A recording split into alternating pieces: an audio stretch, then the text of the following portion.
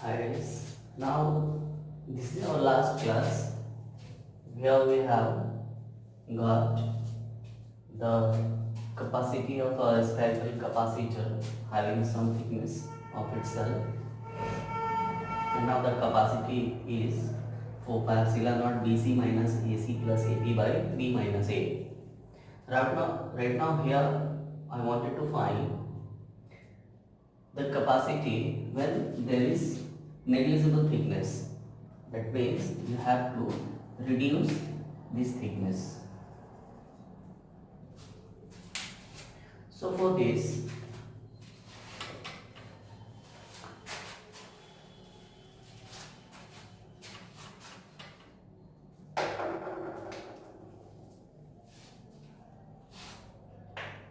if there will be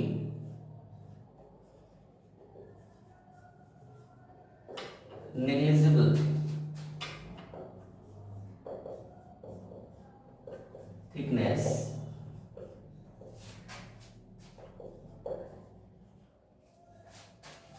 of a cell,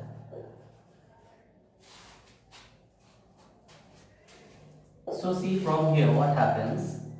You're going to be get a negligible thickness. That means your C will reduce to B.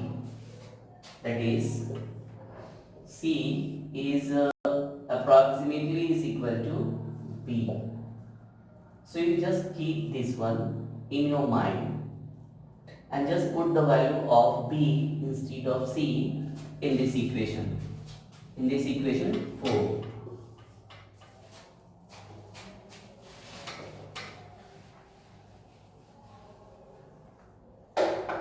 Therefore,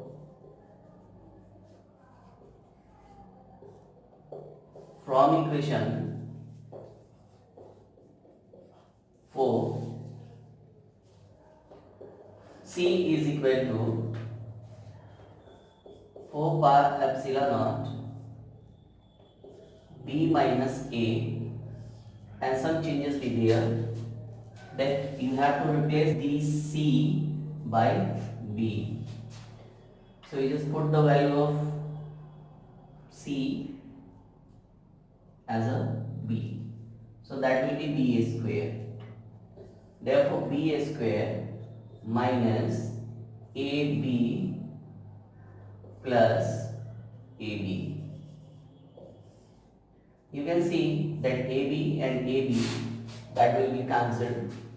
So your resultant C is equal to 4 pi epsilon naught B square by B minus A, and this is your resultant.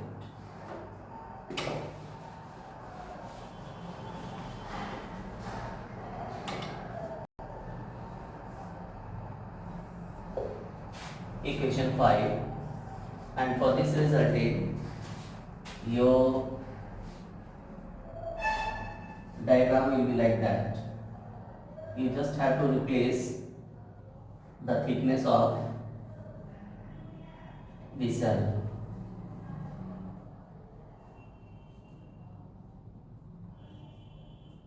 So this is your result.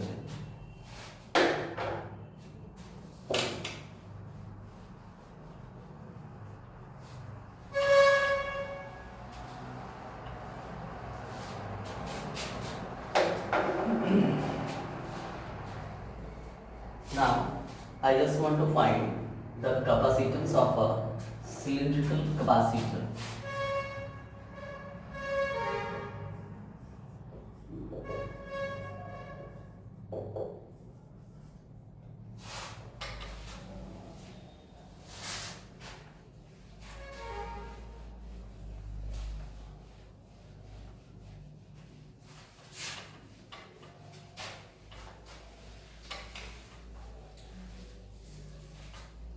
So in same manner, you have to take two cylinders. One is solid, that is inside, and one is hollow, that would be outside, and there will be a free space in between the outer surface of the solid cylinder and the inner surface of the hollow cylinder.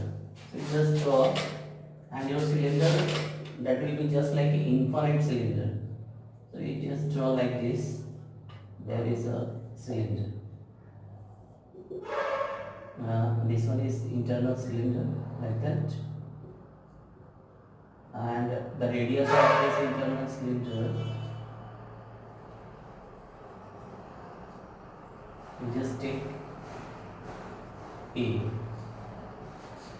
and there will be a outer cylinder like that. This outer cylinder having radius, you just suppose to be B.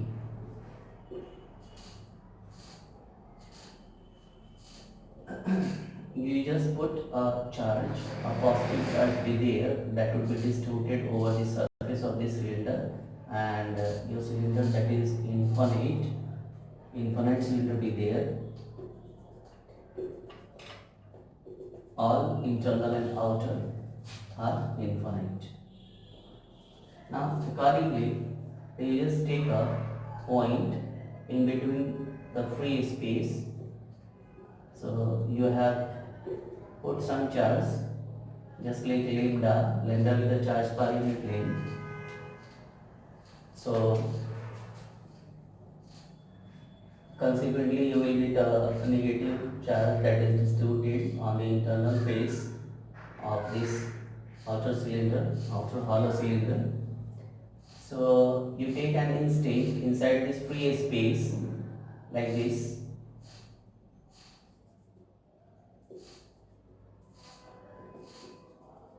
Having radius r from the center of the internal cylinder. So you just take its radius r.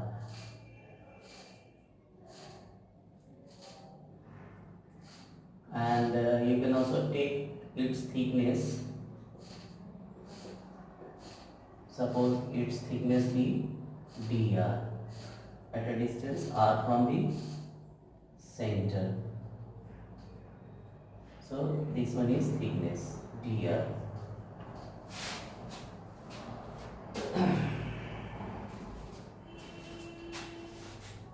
So first of all, you just find out the electric field inside this free space. How you can find out? Uses Gauss's law. So use Gauss's law for electrostat.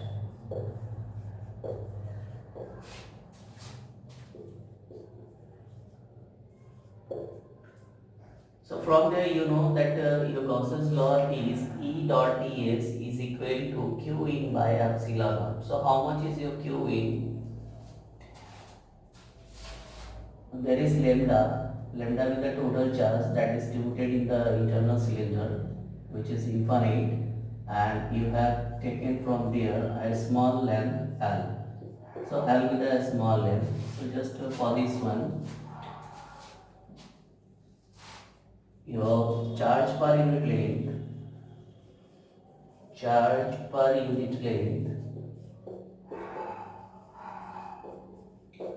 B lambda, and by using Gauss's law, here I am just going to be write directly that your electric field, that would be lambda by 2 pi epsilon naught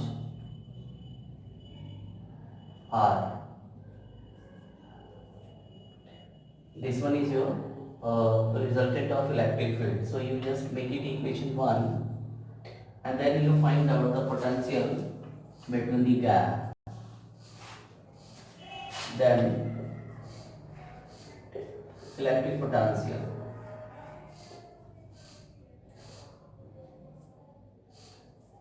Electric potential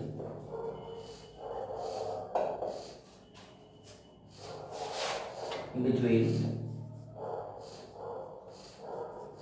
the cylinders. That means these two cylinders you have to find here. You know, from the relation of electric field and potential, that V is equal to minus E dot dr of its integration from proper limits. So your limit is varying from A to B. Now V is equal to, you just take outside lambda by 2 pi epsilon naught, this one is constant, and integration of dr by r is there. So just minus lambda by 2 pi epsilon naught and then integration of 1 by r dr. You know that integration of dr by r is just from the logarithm, this one is log r, and here you have to take a limit. So your limit is just from b to a, you know already. So this one is b to a. Now your v will be minus lambda by 2 pi epsilon naught and integration of this one is natural log of r. So natural log can also be written as ln r. So this one is ln r under limit b to a, because whenever you will put the limit, so that would be ln a minus ln b, and then this one is multiplied by this negative sign, so that would be reverse.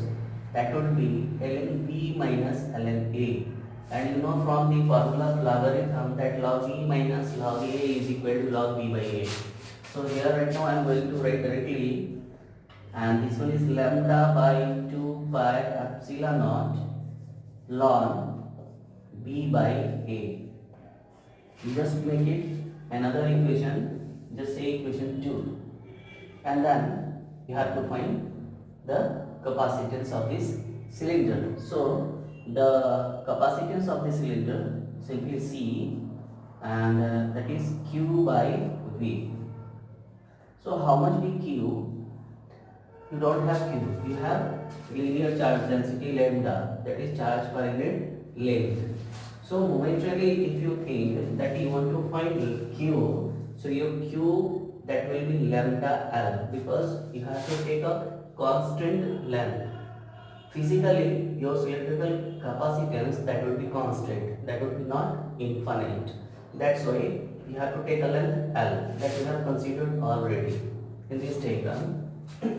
Therefore, your capacitance, just replace this one Q, lambda L, and put the value of V from this equation 2, and that is lambda by 2 pi epsilon naught. So this one is lambda by 2 pi epsilon naught ln B by A. So ln B by A. What you are seeing, that your lambda, that will be cancelled. Then the value of C, that is lambda 2 pi epsilon naught L. This one is 2 pi epsilon naught L divided by ln B by A. This one is ln B by A, and now this one is your resultant. So somewhere this is also written as C by L. So your C by L, that would be capacitance per unit length. Right now we are going to find directly capacitance of the cylinder, and then the capacitance of the cylinder is using that 2 pi epsilon naught L divided by ln B by A, where ln B and A is your radius of the cylinder from its internal cylinder, solid cylinder, and outer hollow cylinder.